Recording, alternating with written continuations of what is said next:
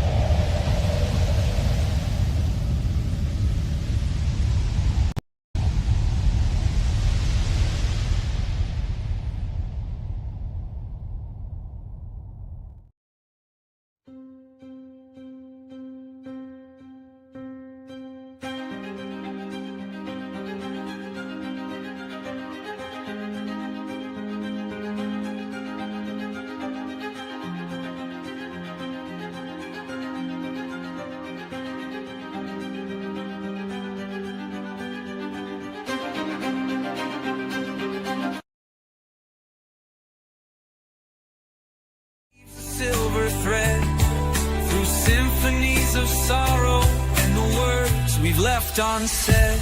Tangled heartstrings pull and tear, they guide us through the haze. Every note a melody that plays through all our days. Find the strength in every chord, the courage to let go. Life's a song we're writing slow through highs and every low.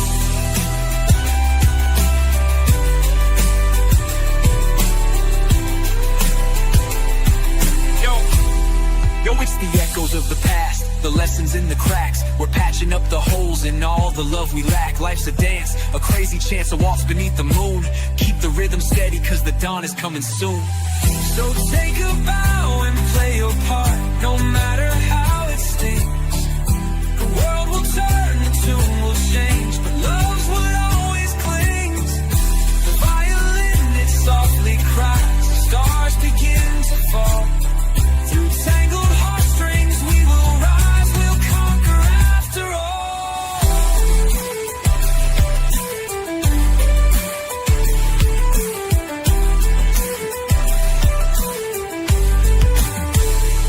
Tangled heartstrings pull and tear, they guide us through the haze. Every note a melody that plays through all our days. Find the strength in every chord, the courage to let go. Life's a song we're writing slow through highs and every low.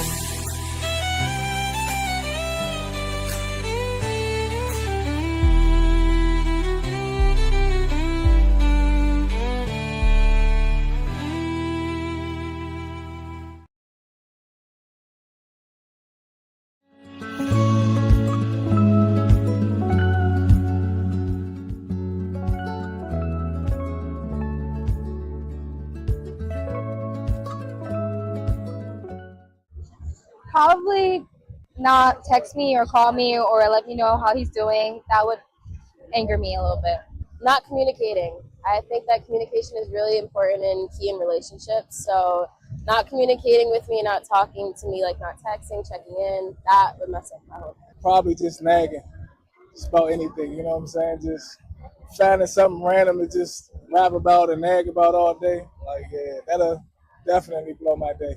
maybe to mess up my whole day. And I feel like I'm normally not blaming my partner. I feel like I look within. So it's more like if I walk inside with an attitude, my part is to communicate what the issue is, woo-de-woo.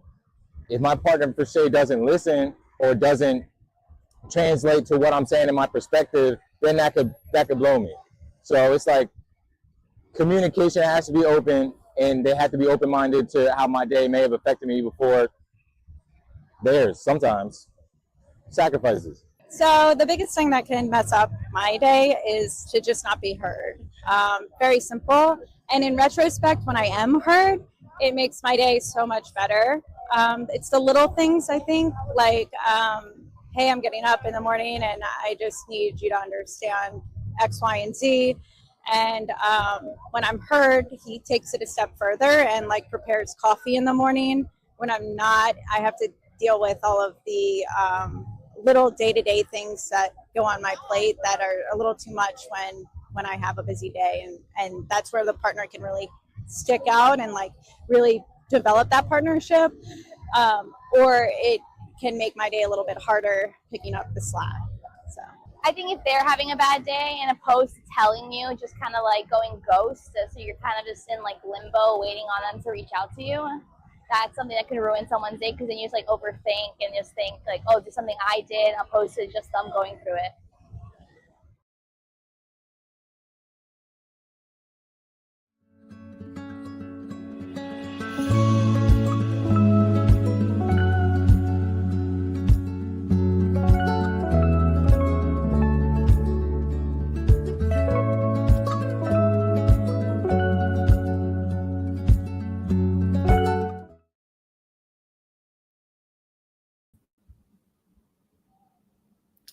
Hey everyone, welcome. Hey. Welcome to season 3, guys. We've done it. Whoop whoop. Heartstrings, season 3.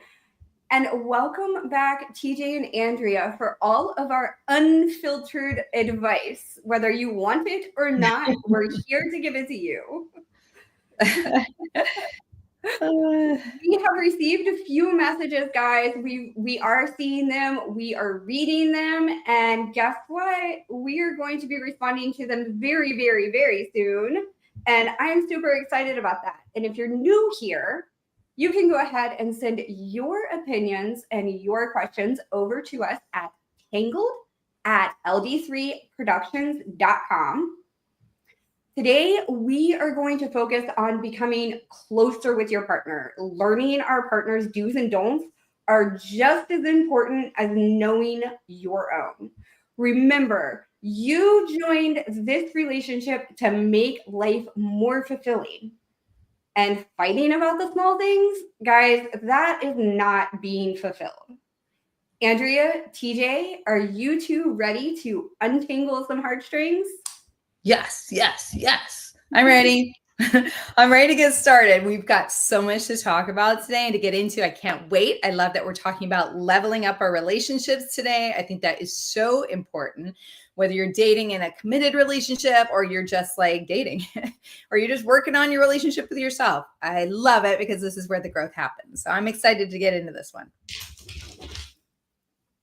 TJ? I mean, guys, we're in a new season. How can I not be excited? I mean, this season, I think Tangle Heartstrings, we're going deeper. We're getting into the lies, the lessons, the late night texts, the moments you don't tell anyone about. We're putting it all on the table because your heart isn't meant to be tangled forever.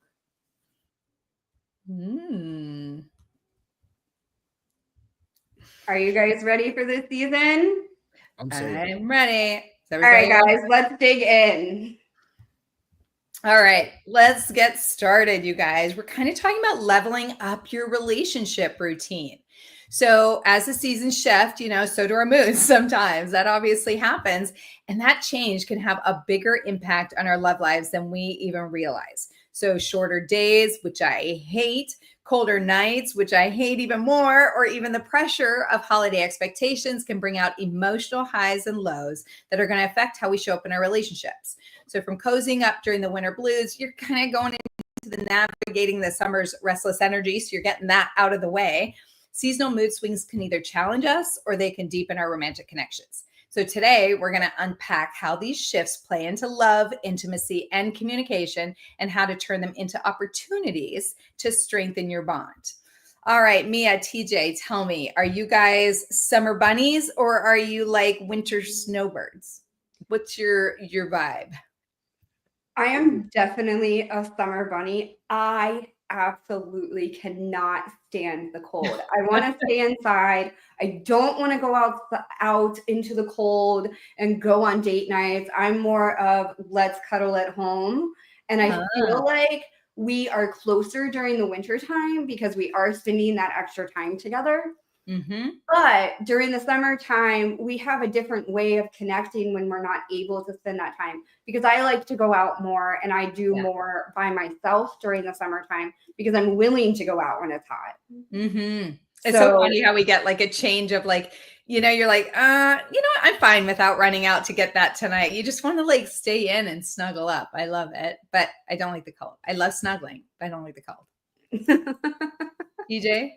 Wow. For me, I mean, I am kind of all-weather guy. I was born in the fall. Sometimes I don't like the heat a little too much just because it's too much sun bearing on my brown, beautiful skin, changing my color a little bit. But other than that, you know, once it hits that fall time, I'm going back to my caramel complexion, and I'm enjoying it. So I have my ups and downs in both weathers.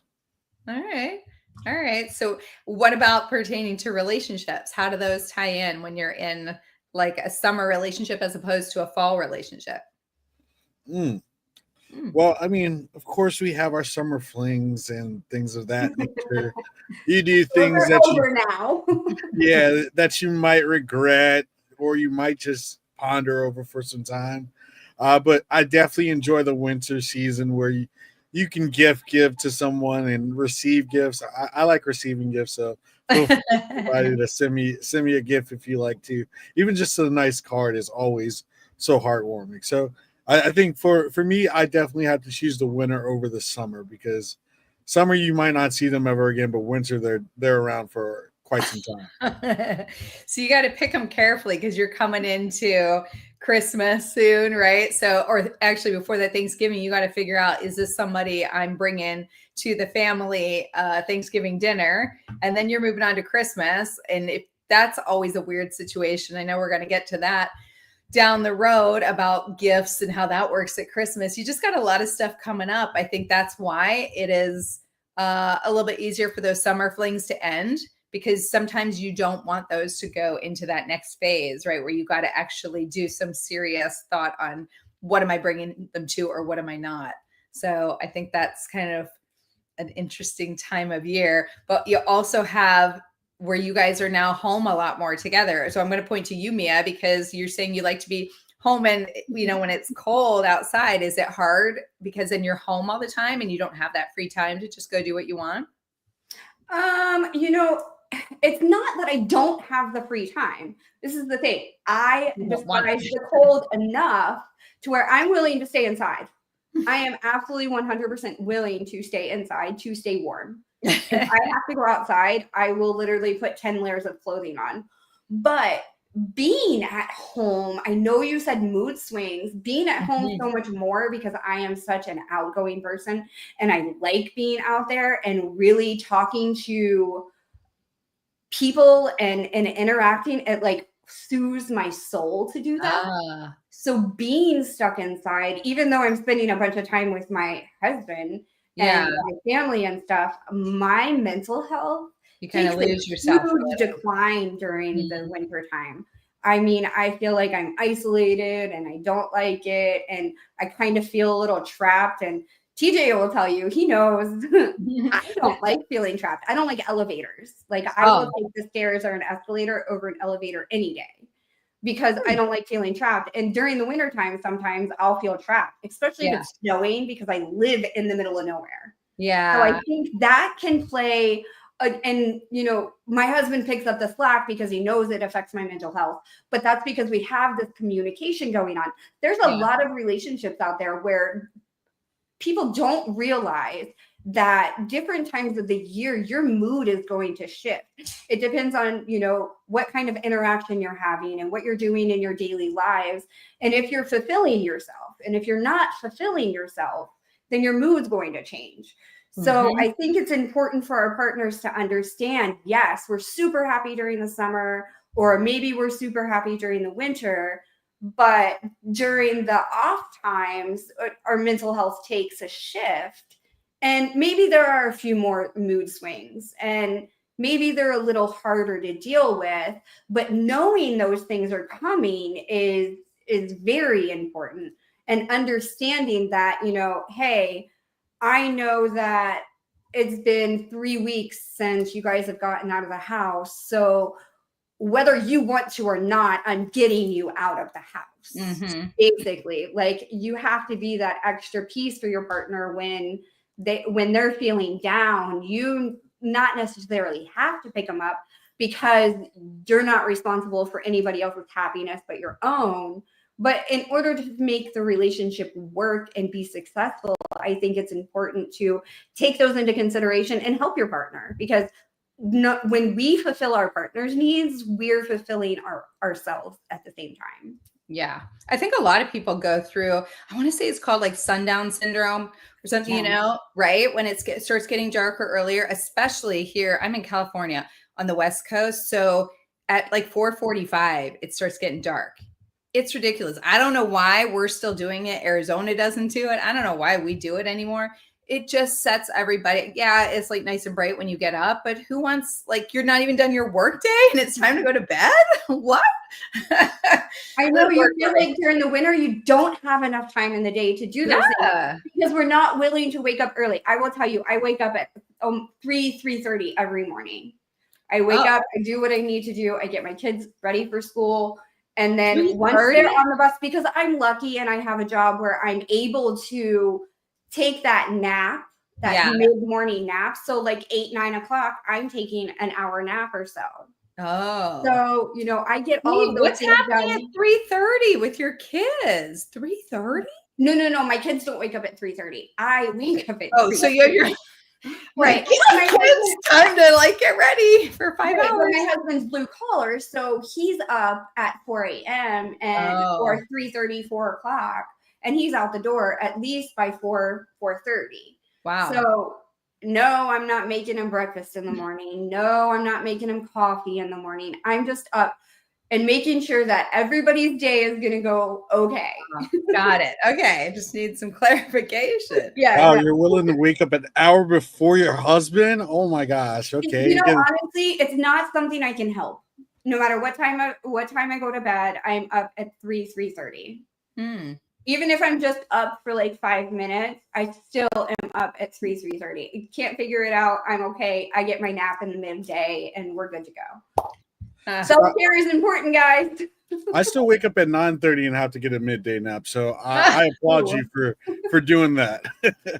I'm an 8 a.m. girl. 8 a.m. That's it. Not past that. Yeah, that's good. But I go to bed at like, I'm a night owl. I go to bed at like midnight or after sometime, usually. We kind of my bedtime varies. It's just whenever I fall asleep. We're in bed by 8. If I fall asleep at like 8:30, that's great. But if it's like midnight, I'm good. I have insomnia. Oh. So you sleep. At least I don't have insomnia and narcolepsy at the same time, because that would be really bad. Terrible. But I mean, speaking of seasonal mood changes, I think I fall asleep a lot earlier during the winter time. Probably sleep at like maybe 12 o'clock, but during the summertime, I'm like, oh, I got FOMO.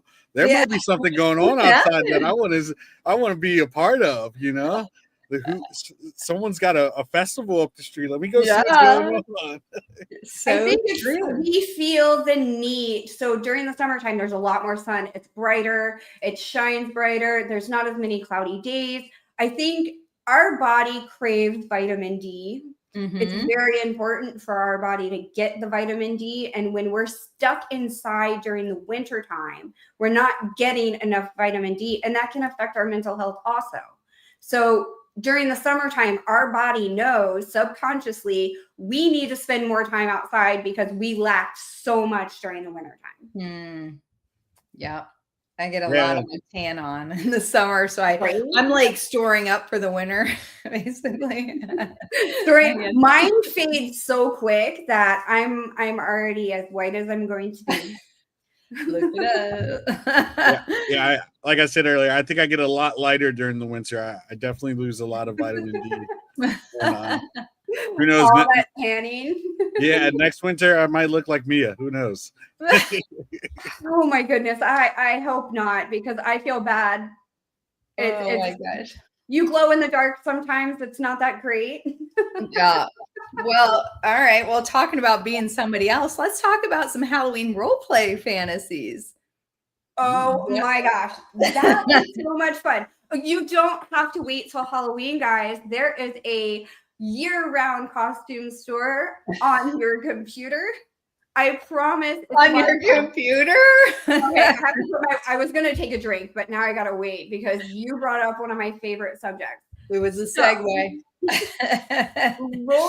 Role playing can be a lot of fun, but before we get into how much fun it can be, I think it's very important that we talk about the communication before. So once you guys have decided, hey, this is something we want to try, let's set some ground rules. Hey, I'm willing to put this costume on. I'm willing to play this role. But there are certain things that just because this person in this role is this crazy doesn't mean that I want to be this crazy. So let's take a big one for a lot of people is like Joker and Harley Quinn.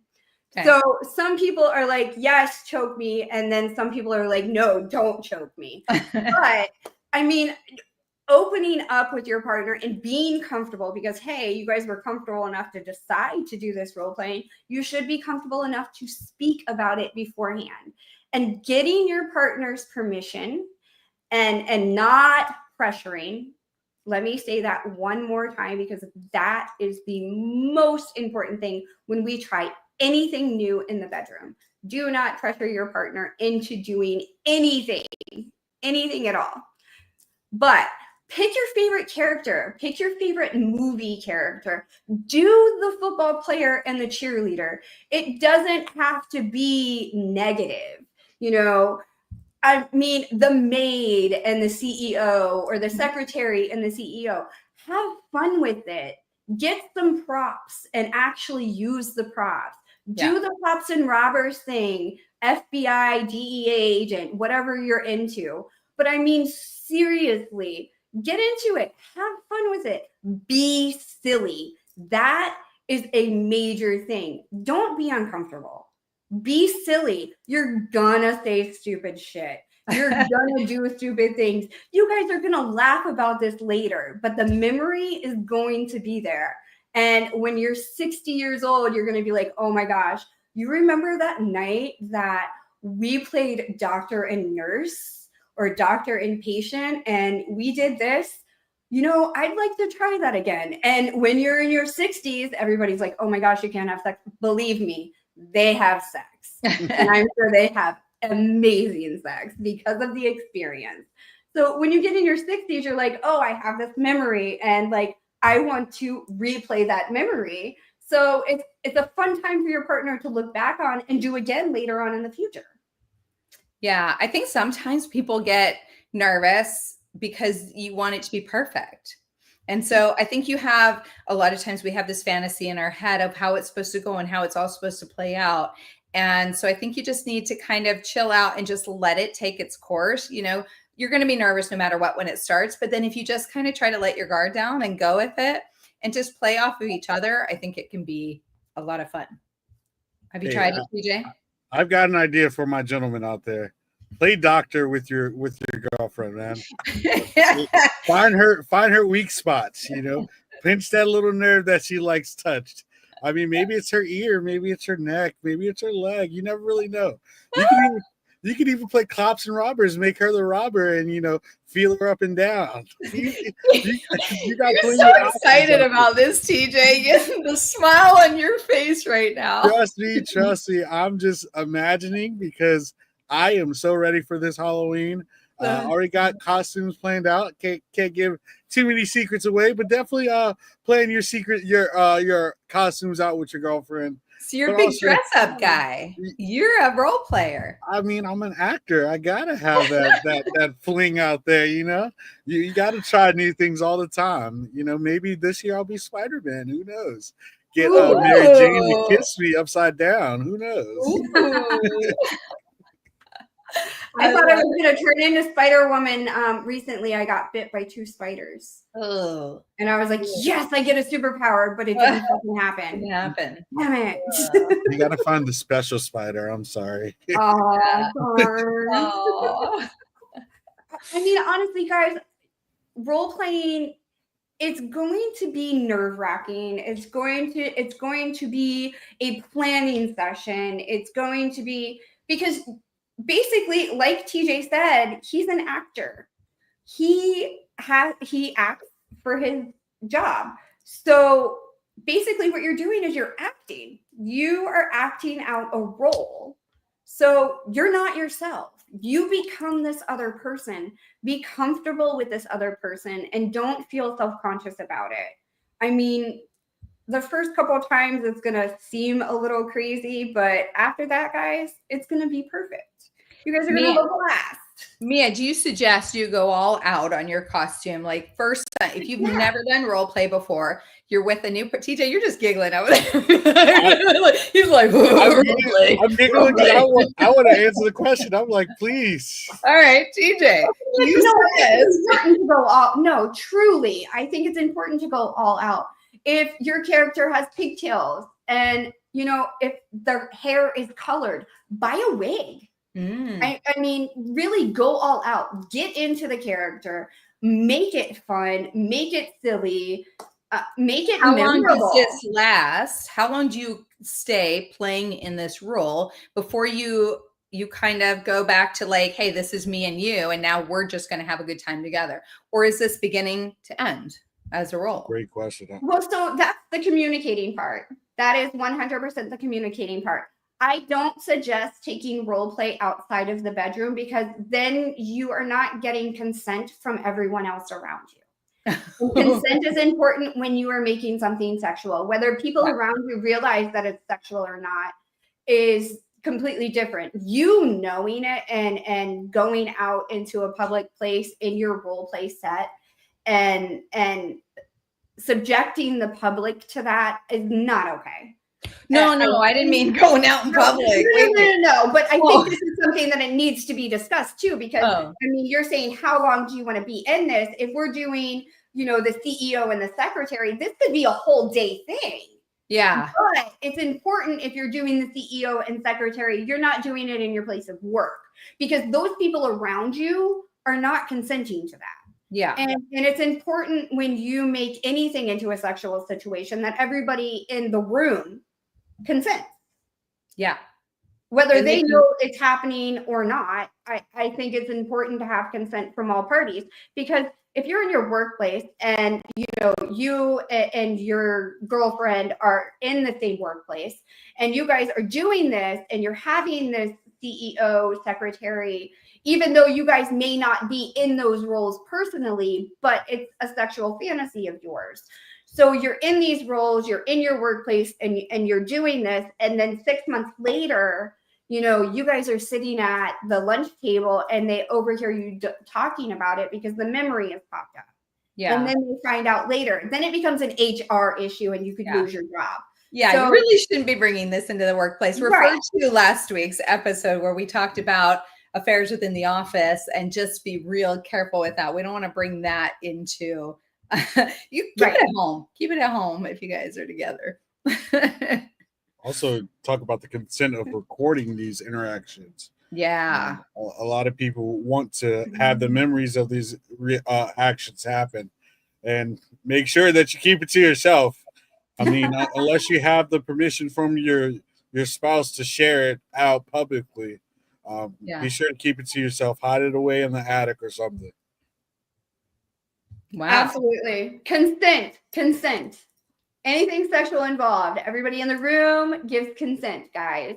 Even if they are not participating in your act of pleasure, You still need consent from them. Maybe they're a voyeur and they want to watch. That's fine, as long as you have their consent. I will not knock that. All right. So we are down for playing Halloween before Halloween. Absolutely. I think Halloween should be year round if you're, in a relationship, you have a partner, or maybe you have multiple partners. It could be fun for, all three of you or all four of you to get together and do it together. And if you're nervous about getting started, that might be a great time to try it, because you guys are you're already getting dressed up in costumes. So when you after, whether you take the kids out trick-or-treating or whatever you do and you come home, then it's a little time for you guys, and just keep those costumes on and just keep it going. See what happens. Okay, guys, I have a quick suggestion for you. If you're feeling nervous, start super small.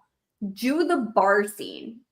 You don't have to have consent for this, because you're only picking up and leaving. That's it. So what you do is you and your partner decide on a bar, and what time to meet, like it's your first date or maybe as a blind date. And you go and you pick your partner up at the bar, you leave, and you go and you do your thing. Don't stay too long. Have a drink, yes, but remember, people are not consenting, so we're not discussing anything that's going to happen later. Wow, I like that one. Good suggestion. I always like the surprise visits where we make it up that we're going to this one place and leaving with each other. I mean, we're going out dancing tonight. I love dancing. Go out and do some ballroom dancing with your wife or your husband. Grab a glass of wine and end off the night together. Wow, are you a ballroom dancer? I am not a ballroom dancer, but I would sure love to do some ballroom dancing.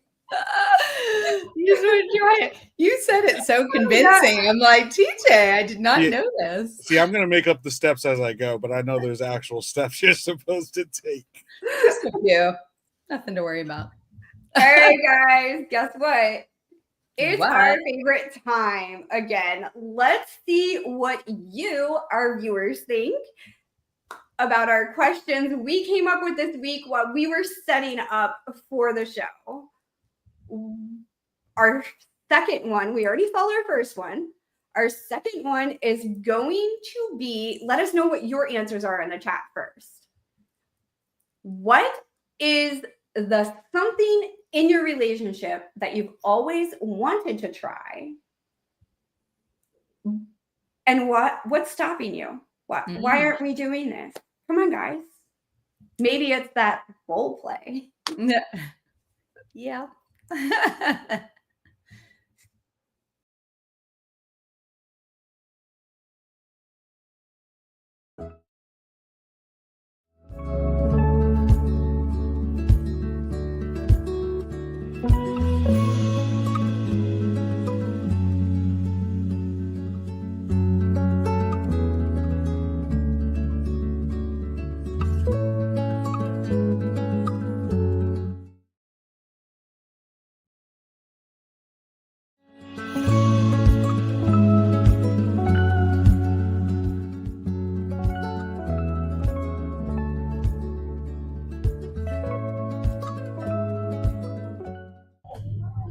One thing that I want to try is relationship therapy.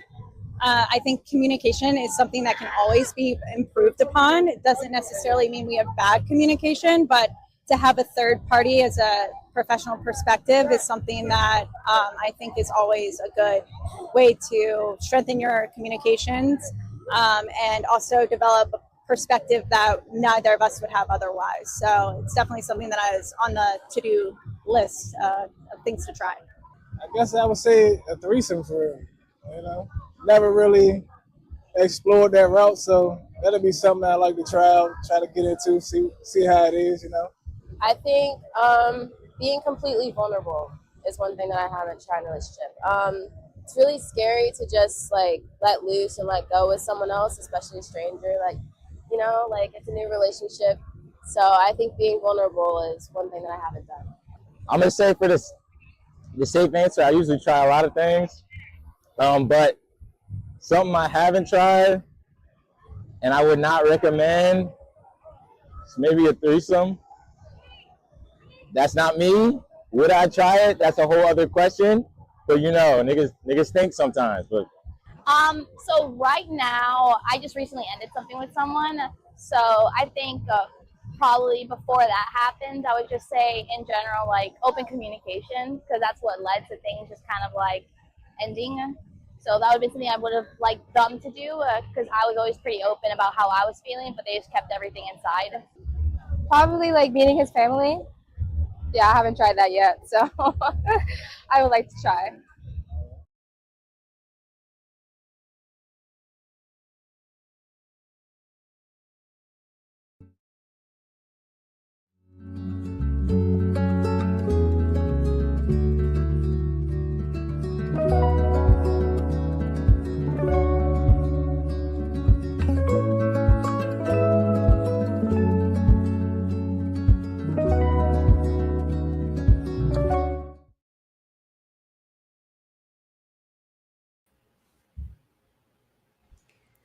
All right, guys. I think the biggest thing we can take away that everybody agrees with us and that communication is the most important thing in your relationship.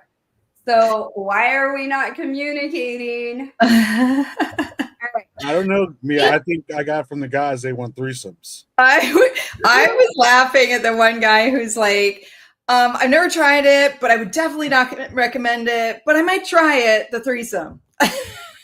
He was already not recommending it.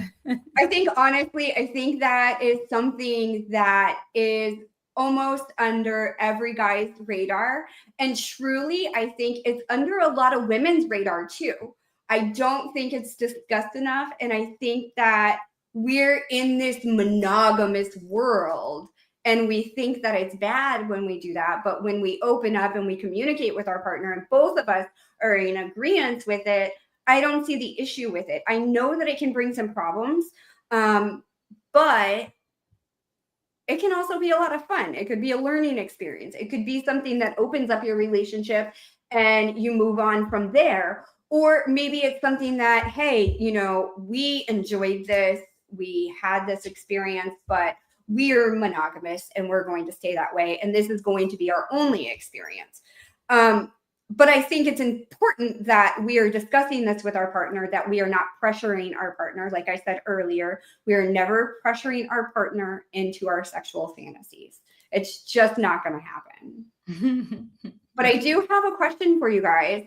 Have you ever sat down with your partner? I know you guys are dating right now and you're, you know, semi-committed, TJ and Andrea, you're out there playing the field, baby. But have you guys ever sat down with a partner? I know you were married in the past, so maybe you have done this and discussed a 2, 5, 10, or maybe even a 20-year plan. Like, hey, this is my goal. This is where I want to see us together. This is where I want to see myself. Did you know knowing each other's goals is going to bring you closer? It's going to open that communication field even more. You're going to be more financially stable. You're going to be on the same path and you're not going to feel like you're falling off from each other. Because a lot of times we get in a relationship with somebody and we have separate goals. That is great. We need our separate goals because we are our own person. But we never sit and really discuss what our partner's goals are with us and what our life goal is. That's what I like to call that middle ground of where I want to see me and my partner. What are our life goals together? I don't think in this generation that it's really discussed in the beginning and then they fall apart because, hey, I'm not on that path, but you are, and I'm not willing to maybe degrade myself or make myself less to continue on the path that you want to choose. And that's okay. And it's not necessarily less or degrading to them because that's their goal. It's just less or degrading to us.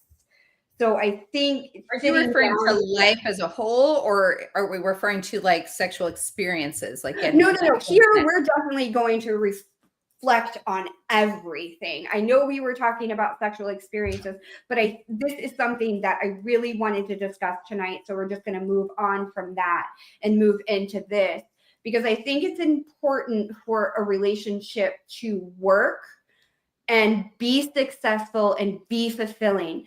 Because if we're fulfilling our goals and we're fulfilling our partners, helping our partner fulfill their goals, and they're helping us fulfill our goals, and then we have goals set together and we're fulfilling them together, we're going to live a fulfilled, happy life. But if we have separate goals and we have no life goals together, I think that's where our divorce rate comes in. I think, hey, and it's okay if we don't have the same goals. It's okay if we get into a relationship and 5 years down the road, we thought we had the same goals in life, but we're going to move forward because we're not on that same path because the communication was lacking and goals weren't discussed. And I think it's important that goals are discussed. I would agree with that. Go ahead, TJ. I could definitely say that I've sat down and discussed that conversation. I primarily do it in the dating stage just to see where a person's head is. Not necessarily our goals together, but necessarily their goals in general, just to see if this is something I want to be in. See where they plan for their future to be, and then we adjust when we actually are together to aligning our goals to be one. Right. So those goals are definitely going to adjust as time moves on and the relationship progresses. Things are going to change. Life circumstances are going to happen. Goals are not going to be met and new goals are going to be made. So, just like I said in a past episode about goals, is we make goals in the beginning and we continuously progress our goals.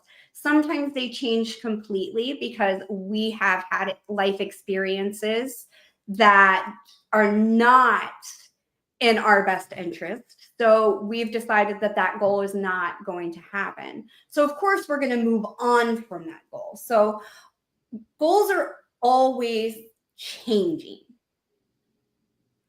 But I think if we have a life goal together, let's use buying a house as an example.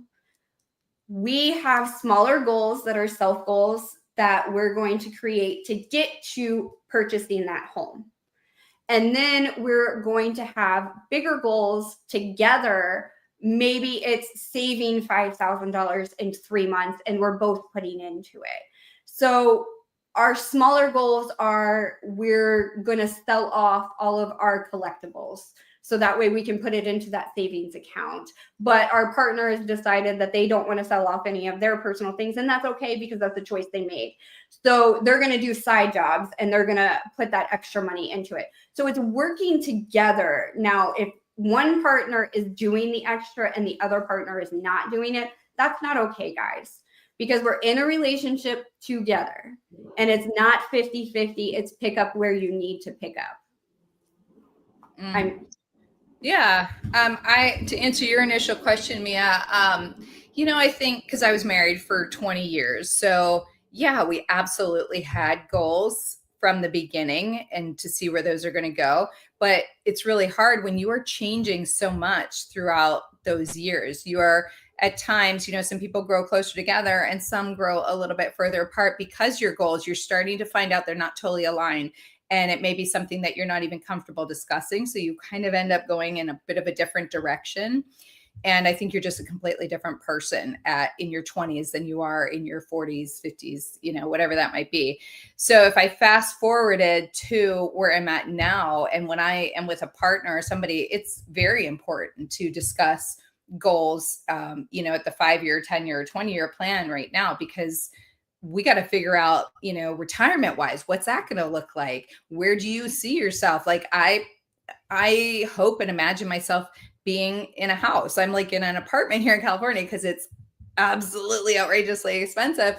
But I hope to meet a partner that wants to have the same goals of being back in a home at some point enjoying that together. So I would look at that.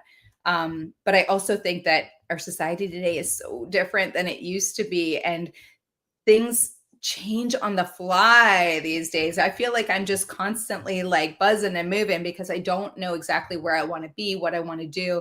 And so I think your goals change daily almost. So you have to kind of stay connected and communicate with your partner to know where you're headed and find that happy ground. That's what I think.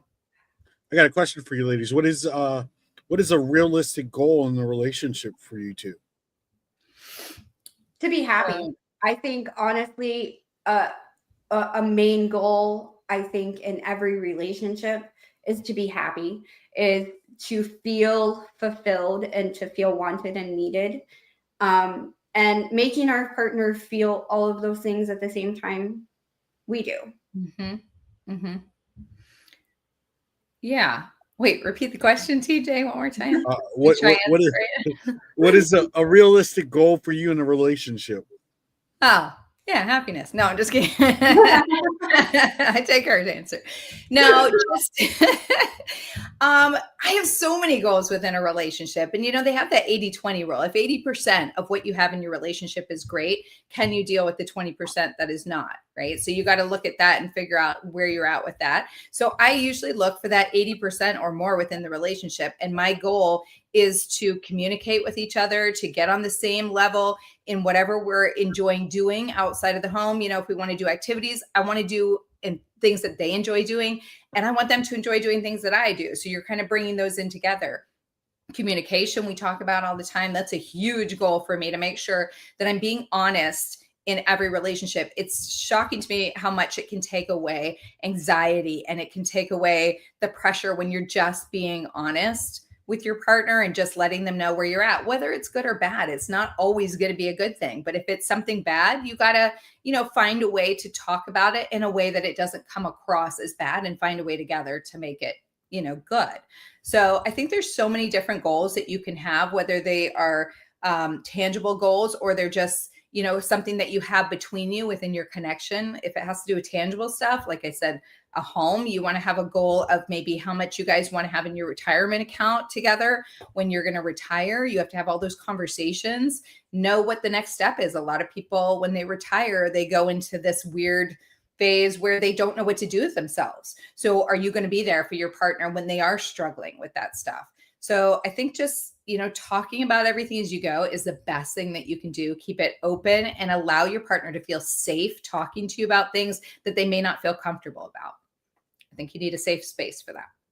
I agree. And there's one thing that me and my husband always talk about, and it's something that we've discussed in the past, is yes, life changes. And when you get to that retirement age, life changes a lot more because you're not going to work every day and you're spending more time together. But look at it this way. Is this somebody that I'm going to be able to spend every day with, every waking moment with sometimes? And remember that you can't allow others to reflect on your relationship too much, because at the end of the day, when the day you retire, most of us will have no kids at home. Mm-hmm. It's just going to be you and him. And we can't let our kids get involved within our relationship either, because at the end of the day, it's you and your partner for each other. And you should never be against each other. And when you feel like you need to be against your partner, that's when we're opening that line of communication and being like, hey, dude, you fucked up. And we need to fix this. And it's important. And if you feel like you need to walk up to him and say, hey, you fucked up. This is what you did wrong. And this is, a path to fixing it.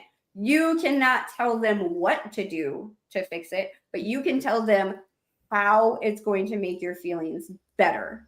You know what I'm saying? Yep. Agreed. All right. We've talked about goals. I want to give our viewers just a little bit of a challenge. Go ahead and send us an email at tangled@gmail.com at ld3productions.com with your answers, or you can pop them into the chat next week and we might be able to discuss them. We'll have to see. All right. If you are in a relationship, ask your partner if they have goals. Discuss your goals with your partner, and then last but not least, set a goal together. It can be as small or as big as you want. My favorite is asking my partner what goals they see for me and sharing what goals I see for him. It can be part of a date night, be fun. It can be annoying too, because sometimes those goals are not what we see in ourselves. And then when we reflect on it, they're like, oh, yes, I do like that goal, but it may take us a few days to be like, hey, or you're going to be like, hey, dude, not going to happen. Maybe it is that threesome and you're like, no, it's not going to happen. Or it could be simple as, fixing the red flags you see. Right. And we never want to make our partner feel less than, so we never want to put a dim light onto their goal.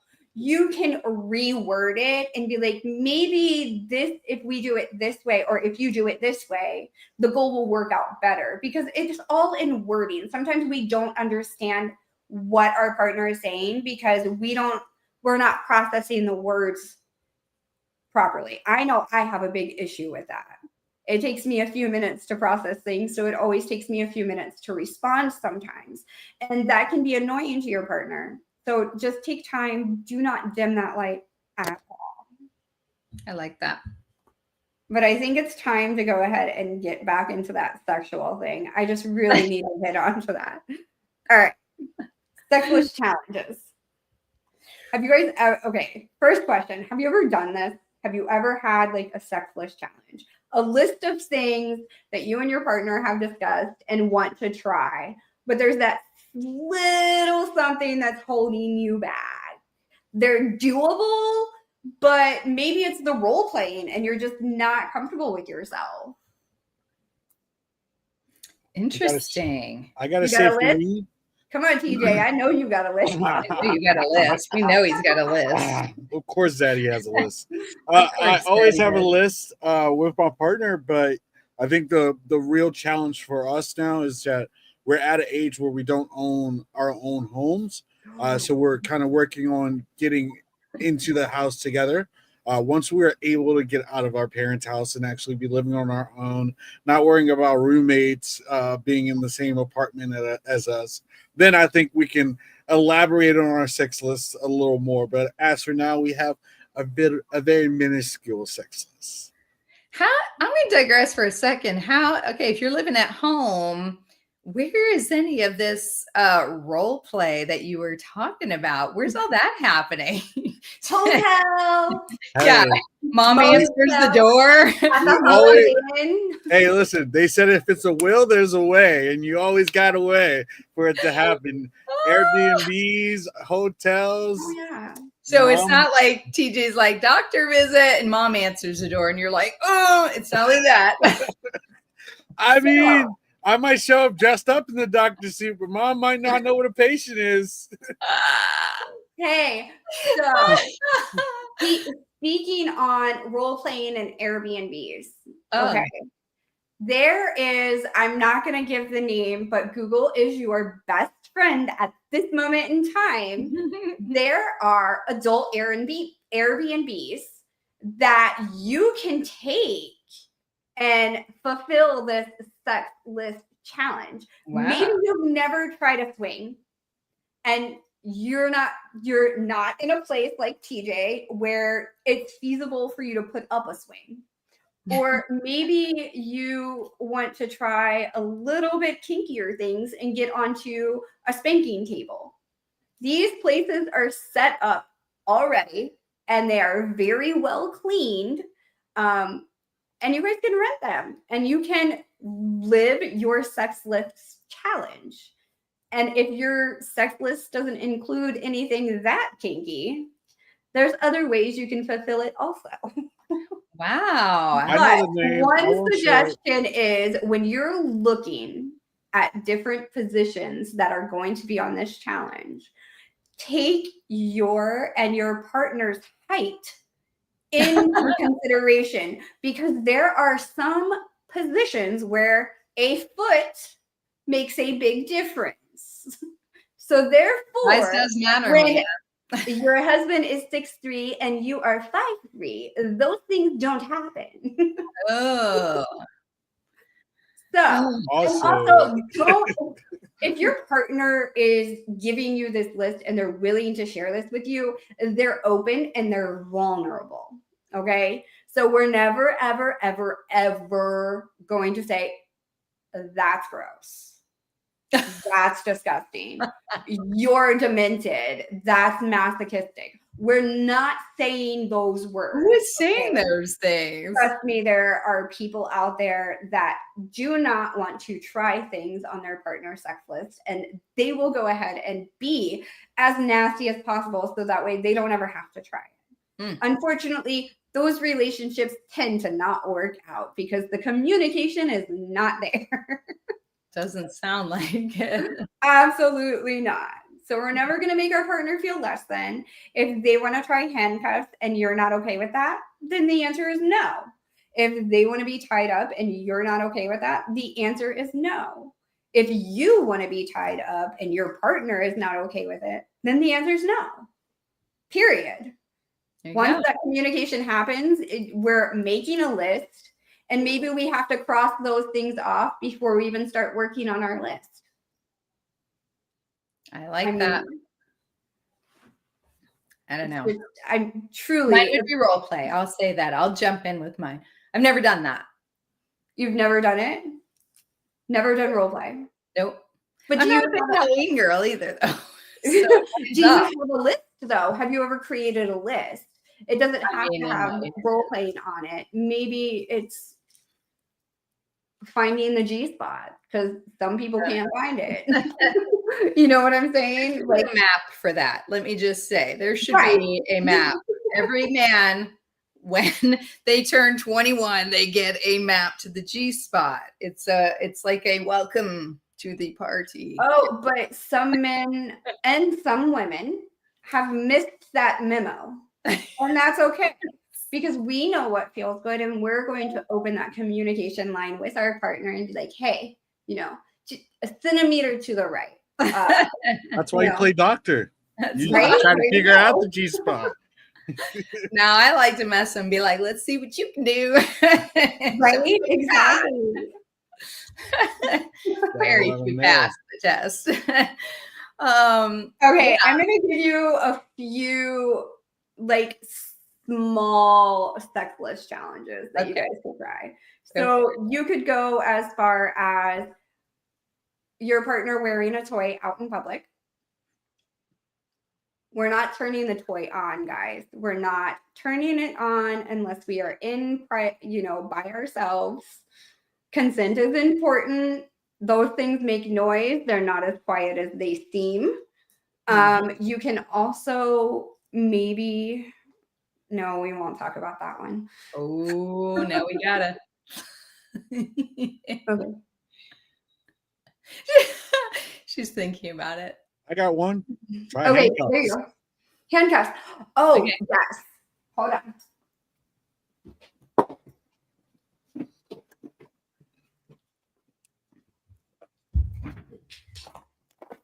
Guys, we're not using just any handcuffs, okay? Not these. Oh, no. We're using these. Okay? They are hinged. Okay. And our key is around our neck, on a chain, on something. It is around our neck. It is tied around our wrist. It is never away from our body when our partner has these on. It is constricting. It can become anxiety inducing. And when your partner says, I'm done, you're done. You're taking those handcuffs off. You're rubbing the wrist. You're putting some oil on there, making sure that everything's taken care of. Aftercare is important, especially if you're getting into the kink side of things.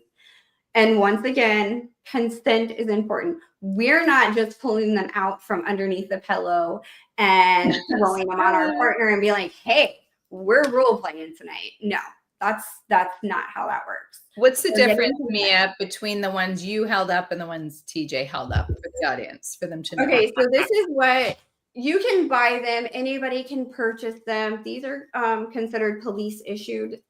These are not as tight as the police issued. There's a little bit more give in them. Okay. I think the ones with chains can break pretty easily, especially if you're into this type of play.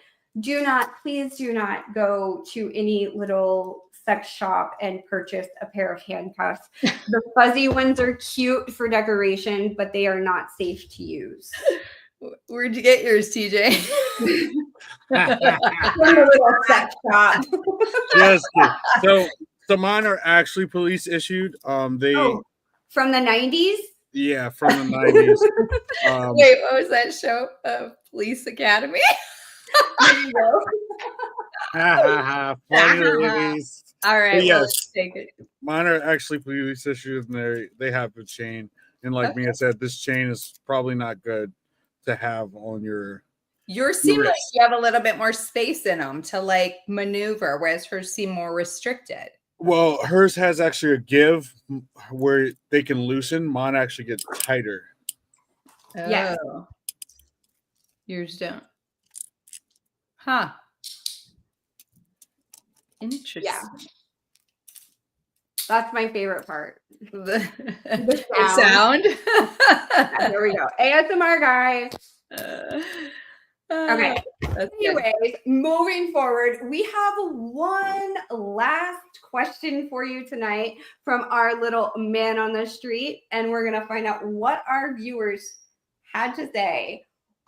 What is your biggest ick in your relationship, and is it a deal breaker? Ick. I don't know.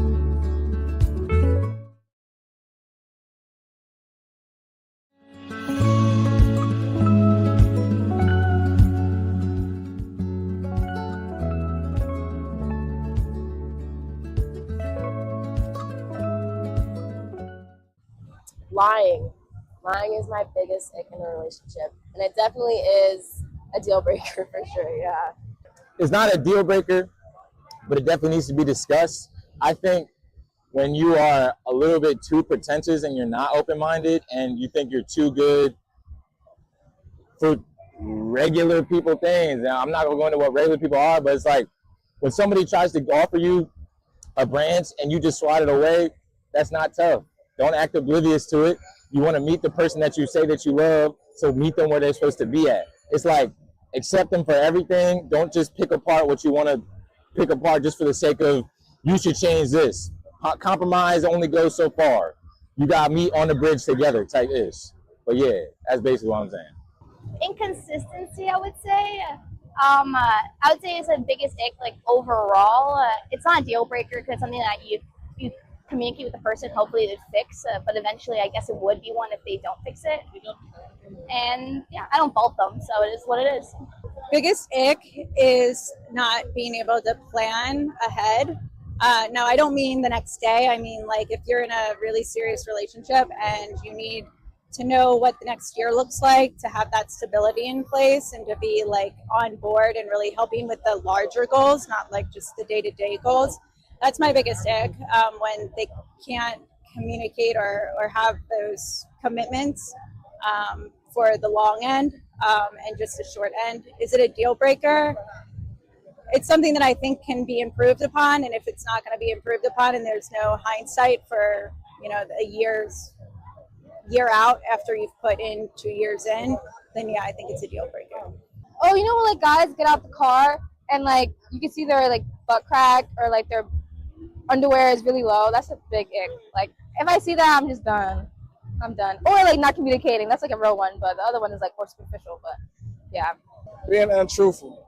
You know what I'm saying? Just like, I'm a laid back, chill person, so I mean, just be real and we can work around it. You know what I'm saying? Other than that, I don't really have too many icks. Just be truthful. Just be honest. Just be real about what you want. You know.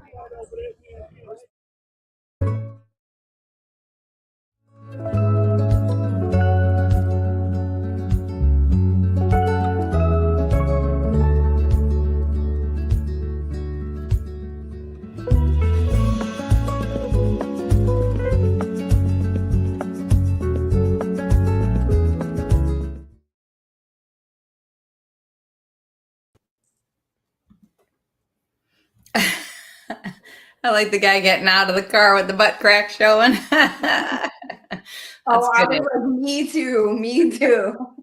That's a good ick. That's a good one. You guys have an ick that you would say? Lack of communication. That is a huge, huge ick for me. Yeah.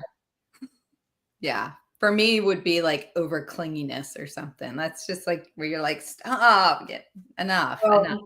I would never last in a relationship with you. I am uber clingy. Bring those handcuffs, Mia. We might be all exactly. right. TJ? Yeah, I think my biggest thing is also lack of communication, just being like distant and, you know, not open with what you are truly feeling. Yeah. Kind of ruins it, doesn't it? It's like no emotional bond there. It does. It creates that lack of emotional intimacy for sure. When you're not communicating with your partner, there's no intimacy there.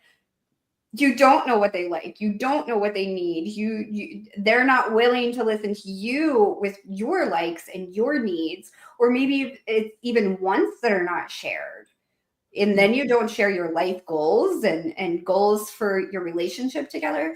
Lack of communication is 100% the end of a relationship. Even if you're in this relationship and there's no communication right now, open up.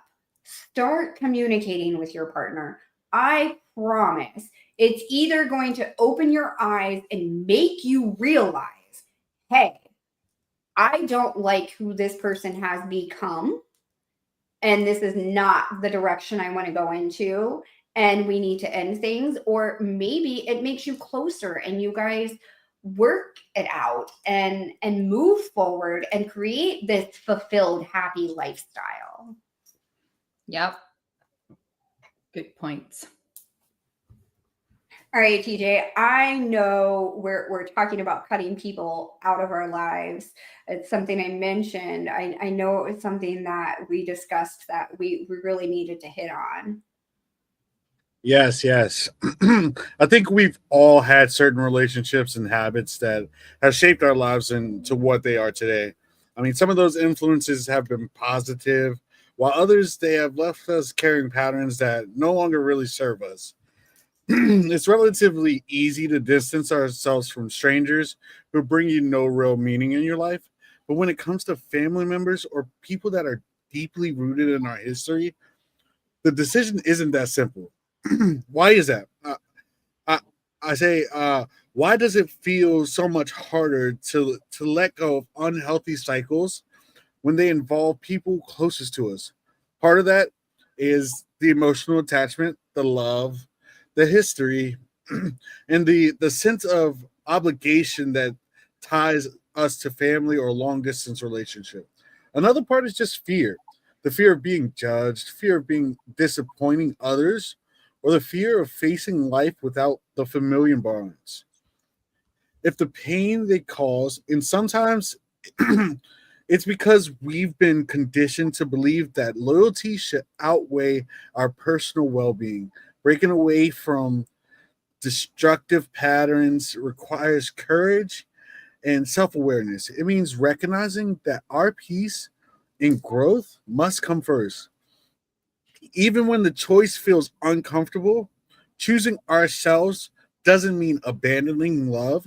It means redefining it in a way that allows us to heal and grow healthier and create connections moving forward. Ladies, what cycles in your life have needed to be broken and how'd you handle them? I have a huge heart and I always want to help people, whether it's financially, with their mental health or whatever that is. And it creates a big problem for me when people take advantage of that.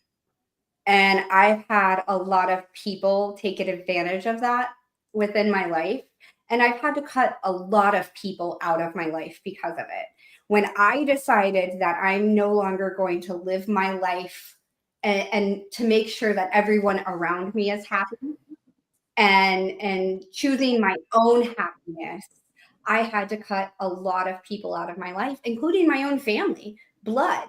And I love that you mentioned that because blood seems like that's that's a tie that we can't break.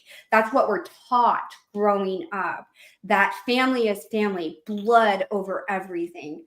You know, blood is thicker than water. You hear all of these things come to you. So it's ingrained into our heads that, family, you don't give up on family. You don't let them go. And that includes our life partners too, whether we're married to them, we're in a committed relationship, or maybe we're just starting a relationship. Cutting people out of your life to fulfill your own happiness is never an issue. Even if it's somebody that you've been with for 20 some years and your goals just don't meet anymore, it's okay to cut them out. Blood is not thicker than water. Blood means absolutely nothing. Family, and I say this from my heart, friends are my acquaintances. Those are people that I talk to every once in a while. My family is what everybody else calls their friends because I've had to create my own family. And that's one thing you get to do as an adult is choose who you keep in your life. And people that drain your energy and take so much from you but are never willing to give in return are not people that you want in your life. Those are people that are going to hold you back from your goals. Those are people that are going to stop you from reaching the goals to get where you want to be in your life. And cutting those people out of your life is never a bad thing. People are going to talk. People are going to say shit. People are going to discuss this and you're going to feel bad about it in the beginning. But I promise you, you're going to reach a point and one day you're going to be like, I can't believe I kept them in my life as long as I did. Because, my life would have been so much more simple if I would have just realized this 5, 10, 15 years ago, 6 months ago. When you finally realize and choose your own happiness, because that is the only happiness that we are responsible for is our own. When you choose that and you cut those people out of your life, it's going to be more fulfilling. You're going to have more peace. You're not going to be worried, oh my gosh, are they going to call me today? Are they going to ask me for this? Is my bank account going to get smaller? Am I not going to be able to pay my own bills because I'm helping somebody else? Do you know what I'm saying? It's so important for our viewers to know that family is who we make. Family are the people that you choose to stay closest to, and they're not always blood. And that's okay. Agreed. Okay, yes. To answer what was that question again, TJ? Yeah, it was what cycles in your life have you needed to be broken and how'd you handle them? For me, probably it's along the same lines as Mia. Just always being a yes man. I have just always been the one that was afraid to say no to anything or to anyone, the fear of hurting someone's feelings. I'd say, yes, I'll do it. Or, they're asking me direct questions about something. And I'm always, just kind of going along with whatever I think they want to hear. And so I think that was a very large portion of my life where I was doing that. And I've really worked hard to not be that person anymore, and to, really try to be the person that is honest and true and authentic to myself. I don't abandon myself. I decide what I want to say yes to and what I don't. And I just say that is where I'm at with things, and I can't feel bad about it anymore. It's really hard to break that cycle of that, because you get in this habit of just saying yes to everybody about everything. And you're like, oh, well, I can't say no. It's going to hurt their feelings, or they're going to, have an issue with something. But what about your own issues? What about what you're feeling inside and what that does to you? So it really is a wonderful thing to really take the time and look inside yourself and tell yourself, I'm not going to be this yes man anymore. I'm going to make decisions based on what the situation is, and I'm going to make it on what's best for me in this situation. And the person will get over it. They'll get over it. So that was what I work on. Take a whole year off. Take a whole year off and say no. The entire year. This is exactly what I did. Except to your spouse. Your partner. I started on my 40th birthday. Mm-hmm. And my 40th year, I said no to everything I did not want to do. My kids wanted a ride to the store. No. My husband wanted me to maybe do the dishes, but I didn't feel like doing them that night. So you know what? I said no. They wanted to go out to dinner and I wanted to stay home. We stayed home. I took that entire year and I was a no woman. Every answer was no that I didn't want to do. And these are things that I always said yes to. Can I borrow $20? Hey mom, I need $50. No. You're going to dwindle my bank account. It's going to cause me stress. Absolutely not. Now you can go and get a job and you can make that $20 and then you won't have to ask me for money. But I think it's important, especially when they turn 16, to have that no mentality with your children. I had that no mentality. I was running a snack shack the year prior. And you know what? It was stressful for me sometimes. So I was like, you know what? I quit. This is yours. This is this is yours. This is what you're going to do now. And I said no. When they needed help at the baseball field that year, I said no. And I was the go-to person. I was running things there, like our opening day and evaluations and all of that. And I just said no. And I took an entire year from my 40th birthday to my 41st birthday. And I said no to everything I didn't want to do. Whether it hurt somebody's feelings or not was not my issue. Even when it came to my kids, because guess what, guys, we're going to hurt our kids' feelings whether we want to or not. And by them hearing the word no and their feelings getting hurt, that's fine. That is fine by me. They're going to hear no their entire lives when they become adults. So that one little no is not going to hurt their feelings that bad. It is not going to traumatize them. It is not going to traumatize your neighbor when they come and ask for sugar and you say no. Yes, I have that extra cup of sugar, but it's going to cause me in 3 days to have to go to the grocery store. So no, I don't have an extra cup today because I don't want to go to the grocery store in 3 days. It's okay to say no. And if you are that yes person, please say no. Do it for yourself. Yeah, I think we're all in agreement here that we all were yes men at one point. Actually, my yes men year was just last year, and I decided this year to be a no man, and it's been benefiting me a lot better this year. I've been doing a lot of things that I never expected myself to do because I was always saying yes to someone else. Whether it was, hey, can you hang out with me today with me and so, and no, I can't do that. It's not fulfilling the needs that I need done. And I have seen it flourish this year. I mean, one is being a part of this show. If I would have said no to the producers, I mean, I probably wouldn't have be where I am right now. But because I said no to other things, I was able to be a part of something where I can be a voice for other people. And I think I'm doing great at it. You Okay, I are. have a Oh, question I for you. love that, TJ. I love that. How's your mental health, TJ?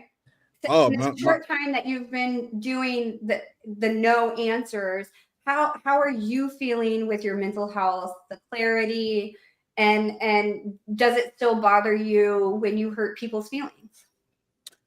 To a certain extent, yeah, it does. But I also got to remember that if I was to say yes, they wouldn't care about what I was feeling Right. afterwards. But I mean, my mental health, I think I've become more self confident and more self aware with what I want to do with my life.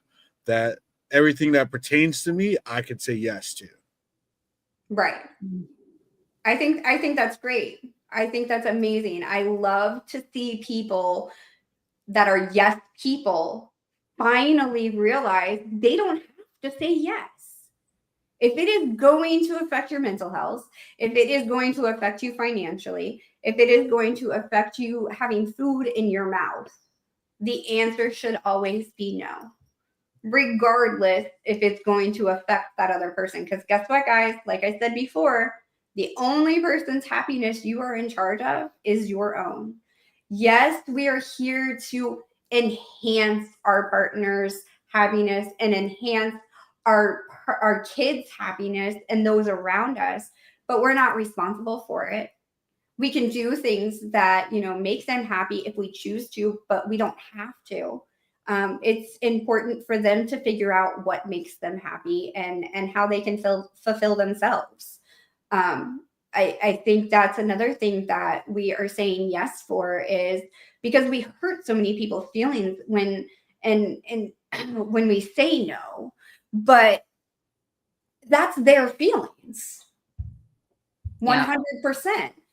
That's something, yes, it's going to, because sometimes when we're told no, it hurts our feelings, but that's up to us to regulate that. That's up to us to say, hey, maybe it shouldn't hurt my feelings because this person isn't doing it because it's going to hurt their feelings. And then take that into consideration also. No, we don't have to worry about our happiness. But when we're challenging our partner in that way, it's important to fulfill each other. Open communication, guys. That's our favorite thing. Our favorite thing in the whole wide world is that open communication. Yes. Here's my yes word for you. Yeah, yes. Saying yes is okay too, but you don't have to say yes all the time. We don't need to be that it girl that everybody needs to go to get their cup filled.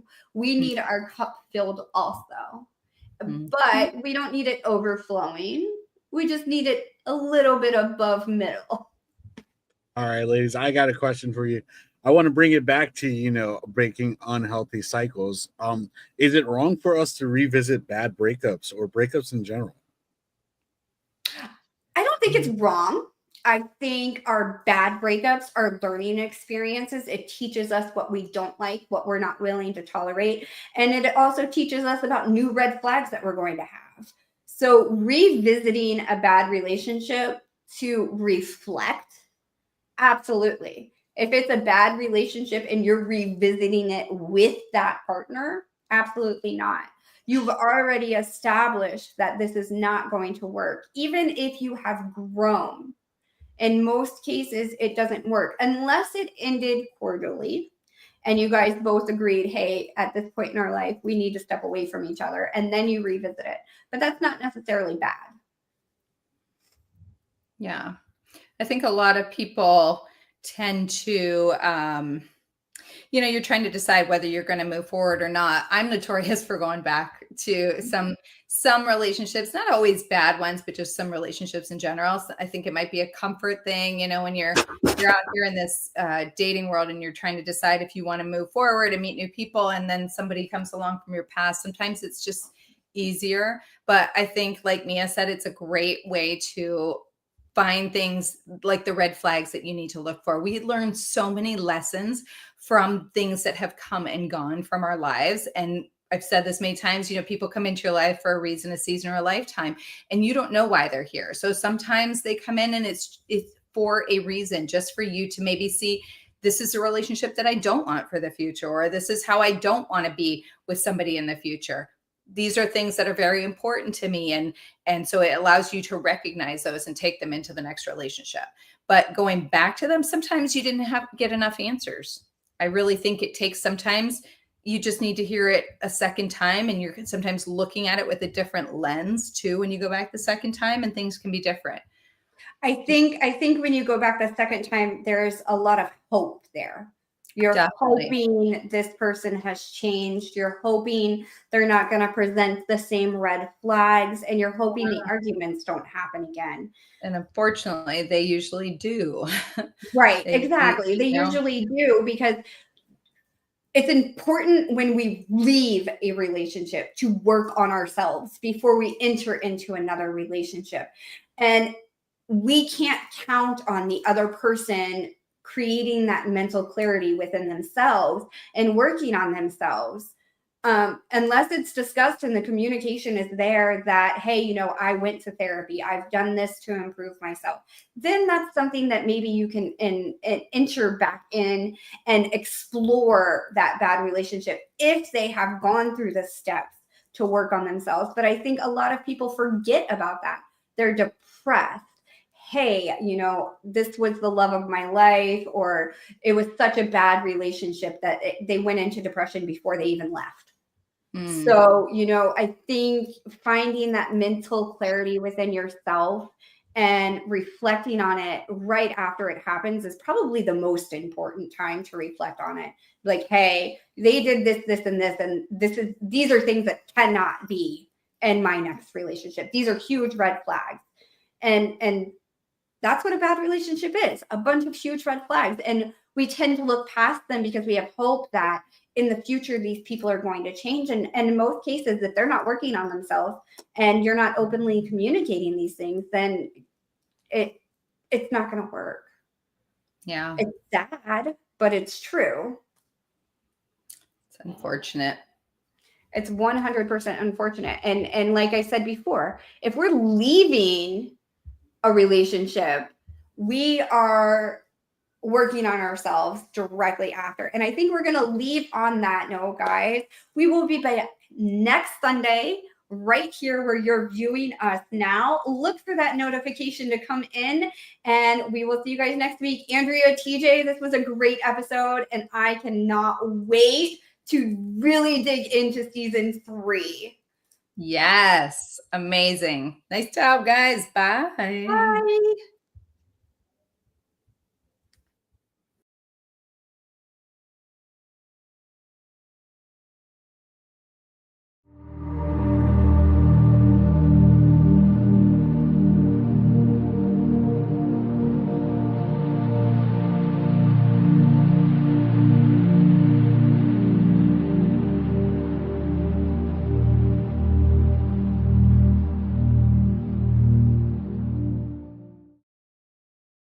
Song unsung, a cry unheard, we rise, we fall, but the chords still play.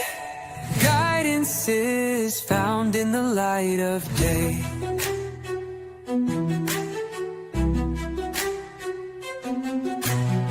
The violin sings as the credits roll. A melody soft, it soothes the soul. Tangled heartstrings, we'll find our way through life and love, come what may.